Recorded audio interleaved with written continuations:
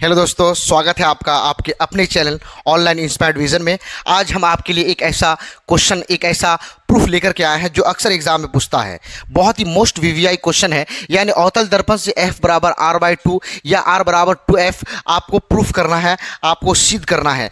Exam के दृष्टिकोण से बहुत ही इंपॉर्टेंट क्वेश्चन। चलिए शुरू करते हैं कि ये डायग्राम है, तो इसको आपको ये 2-4 लाइन आपको लिखना है प्रूफ के लिए कि माना mm डैश एक अवतल दर्पण है। देखिए ध्यान से, यहाँ पे m और m डैश ये पूरा आपको एक अवतल दर्पण है जिसको बाहर से कलर किया गया है और अंदर यानी धसी हुई भाग इसकी परावर्तक सतह है। बिल्कुल यहाँ से क्लियर हो गया। जिसमें PC मुख्य अक्ष है, देखिए ध्यान से, P और C ये जो लाइन, ये जो रेखा बना हुआ है P से C, ये मुख्य अक्ष है और उसके समांतर AB एक आपतित किरण है। AB एक आने वाली किरण, आपतित किरण जो दर्पण से टकराती है, उसके बाद जो दर्पण से परावर्तन के बाद F से होकर जाती है, यानी F से होकर के ये गुजर जाती है। उसके बाद देखिए C भी दर्पण सतह पर अविलंब है। ये बात आपको, ये 2 लाइन आपको लिखना है। उसके बाद हम लोग का प्रूफ स्टार्ट होता है। यानी में यहाँ पे लिखिएगा, सबसे पहले आप प्रूफ लिख दीजिए यहाँ पे, बिल्कुल। और प्रूफ लिखने के बाद आप बोल सकते हैं कि एंगल 1 और एंगल 2 आपस में बराबर है। अब कैसे बराबर है अभी हम आपको जस्ट बताते हैं। एंगल 1 और एंगल 2 आपस में बराबर है, ये परावर्तन के नियम के हिसाब से बराबर है। कैसे? परावर्तन के नियम से हम आपको समझा रहे हैं। रुकिए 1 मिनट। परावर्तन के नियम से, परावर्तन के नियम से, बिल्कुल ये परावर्तन के नियम से आपस में बराबर है। कैसे? जब देखिए एक मान लें सतह है, ये एक सतह पर एक किरण आती है और आने के बाद टकरा करके फिर लौट कर चली जाती है और यहाँ पे एक अविलंब बनाते हैं। तो ये जो कोण बनाएगा अविलंब और आपतित किरण के बीच में जो कोण बनता है उसको हम लोग एंगल I से डिनोट करते हैं। और ये फिर वही परावर्तित किरण और अविलंब के बीच में जो कोण बनता है उसको हम लोग R से डिनोट करते हैं। यानी आपतन कोण परावर्तन कोण बराबर होता है, ये परावर्तन का नियम कहता है। तो यही एंगल 1 और एंगल 2 ये आपस में बराबर है, यानी ये आपतन कोण और ये परावर्तन कोण आपस में बराबर है। तो हम लोग वही बात को यहाँ पे लिखे हैं। बिल्कुल एविडेंस जो दे रहे हैं हम लोग परावर्तन के नियम के अनुसार दे रहे हैं। जो सबूत, जो साक्ष्य दे रहे हैं वो परावर्तन के नियम के अनुसार दे रहे हैं। ये समीकरण आपका 1, इसको आप मेंशन कर दीजिए। इसी तरीके से देखिए कि एंगल 1 और एंगल 3 भी आपस में बराबर होगा, तो ये एंगल 1 और एंगल 3 भी आपस में बराबर है, इसको लिख दीजिए। ये कैसे हुआ? ये अंत एकांतर कोण से।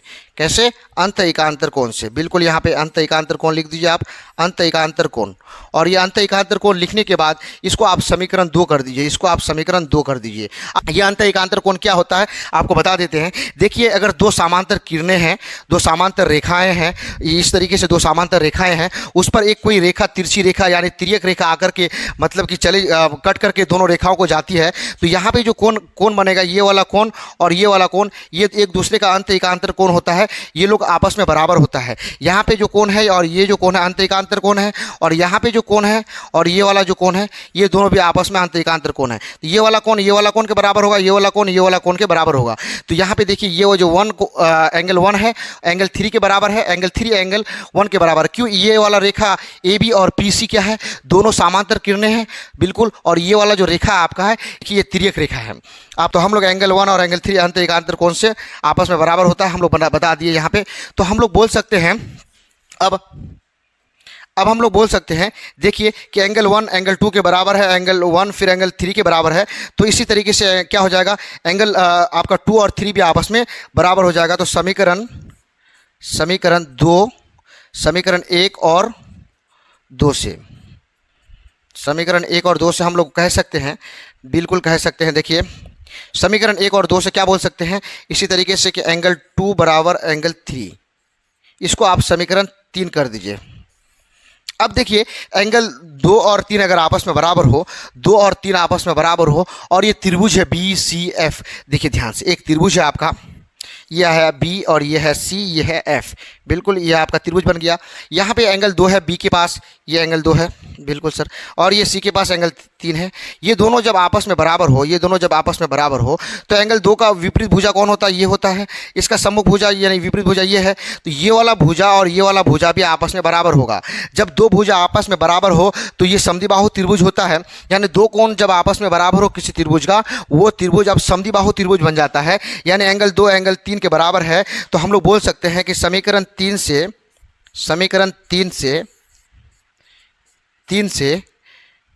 हम लोग कह सकते हैं कि त्रिभुज BCF एक समद्विबाहु त्रिभुज है।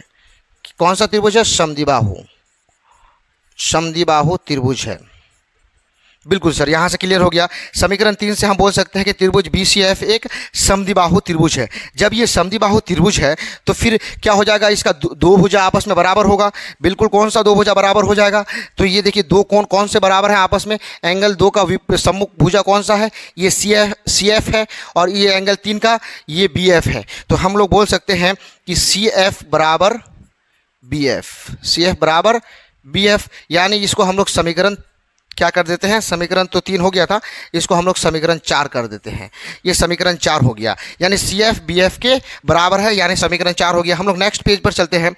CF बराबर BF, ये समीकरण 4 है। देखिए अब समीकरण 4 क्या कहता है कि CF जो है वो BF के बराबर है।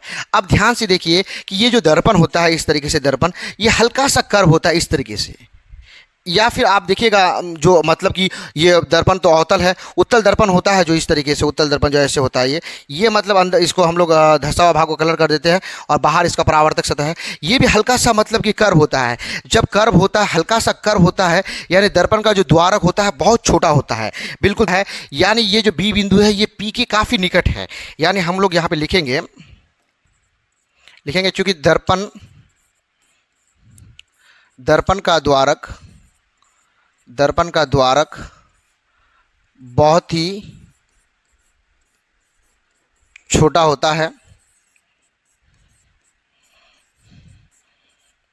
होता है, इसलिए बिंदु B बिंदु P के काफ़ी निकट है,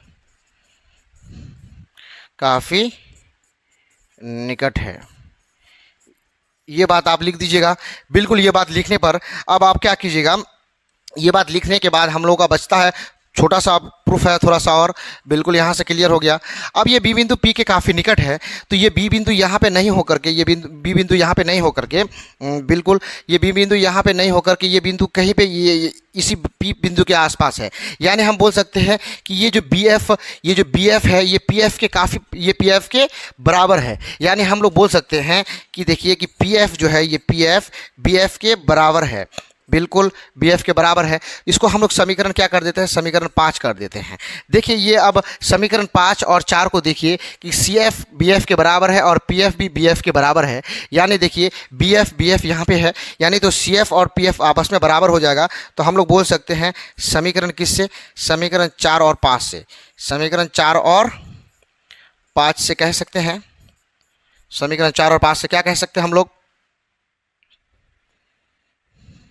समीकरण 4 और 5 से क्या कह सकते हैं कि CF बराबर क्या हो जाएगा, PF हो जाएगा।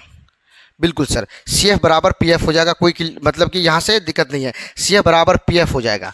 अब देखिए यहाँ पे ध्यान से अब हम लोग का प्रूफ लगभग पहुँच गया है कि CF के लिए हम लोग देखिए CF यहाँ से यहाँ तक का डिस्टेंस को हम लोग अभी कुछ नहीं बोलेंगे, लेकिन C और P के बीच की दूरी को, ये P और C के बीच की दूरी को हम लोग कैपिटल R से दिखाते हैं। बिल्कुल, इसको हम लोग क्या बोलते हैं, दर्पण का वक्रता त्रिज्या कहते हैं। यहाँ से ये बिंदु C से बिंदु P के बीच की दूरी को हम लोग क्या कहते हैं, दर्पण की वक्रता त्रिज्या यानी कैपिटल R से दिखाते हैं। और बिंदु P से F की बीच की दूरी को हम लोग स्मॉल f से दिखाते हैं, जिसको हम लोग क्या कहते हैं, इसको हम लोग फोकस दूरी या फोकसांतर कहते हैं, इसको हम लोग फोकस दूरी या फोकसांतर कहते हैं। तो ये आपको मालूम होगा। तो CF के लिए हम लोग कुछ टर्म्स, पार्टिकुलर टर्म यानी विशेष पद यूज़ नहीं करते हैं। तो हम लोग CF को कुछ नया करेंगे कि देखिए CF जो है P से C की बीच की दूरी PC कह देंगे, P से C की बीच की दूरी को PC कह देंगे। यदि PC में अगर आप PF घटा दीजिएगा, PC में अगर यहाँ से यहाँ तक टोटल डिस्टेंस में इतनी को घटा दीजिएगा तो बचेगा CF, तो बचेगा क्या आपका CF बचेगा। तो ये हम लोग क्या लिखेंगे, CF के लिए टोटल PC माइनस PF लिखेंगे। PC के लिए हम लोग कैपिटल R लिखते हैं और PF के लिए हम लोग स्मॉल f लिखते हैं। तो बिल्कुल इसीलिए हम लोग क्या लिखेंगे कि CF के लिए हम लोग लिखेंगे PC minus PF, PC minus PF, और PF के लिए तो PF लिखेंगे। अब हम लोग का क्लियर हो गया। ये PC के लिए हम लोग कैपिटल R लिखते हैं, बिल्कुल कैपिटल R लिखते हैं, और ये PF के लिए हम लोग स्मॉल f लिखते हैं, स्मॉल f लिखते हैं। देखिए PF के लिए हम लोग स्मॉल f लिखते हैं, और P और C के लिए हम लोग कैपिटल R लिखते हैं। कोई दिक्कत नहीं, जिसको वक्रता त्रिज्या कहते हैं और इसको हम लोग क्या कहते हैं, फोकस दूरी कहते हैं। इसके लिए हम लोग स्मॉल f लिखेंगे। तो यहाँ पे हम लोग R को अकेले छोड़ देंगे, तो f के तरफ f प्लस f हो जाएगा। बिल्कुल सर, ये R बराबर आपका 2f आ गया, R बराबर 2f आ गया।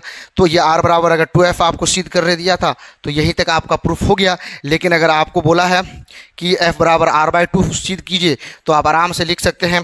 कैसे कि f को अकेले छोड़ दीजिए। बिल्कुल सर, f को अकेले छोड़ दीजिए, f को अकेले छोड़ दीजिए, और ये 2 को r के तरफ लेके आ जाइए, तो r/2 हो जाएगा। बिल्कुल f बराबर r/2 आपका प्रूफ हो गया। f बराबर r/2 आपका हो गया, यानी हैंस प्रूव्ड हो गया आपका। बहुत ही ईजी था। तो इसी तरीके से आपको ये प्रूफ करना है। फिर मिलते हैं हम लोग नेक्स्ट वीडियो में, तब तक इसको अच्छे से रिवाइज कीजिए। जय हिंद, जय भारत।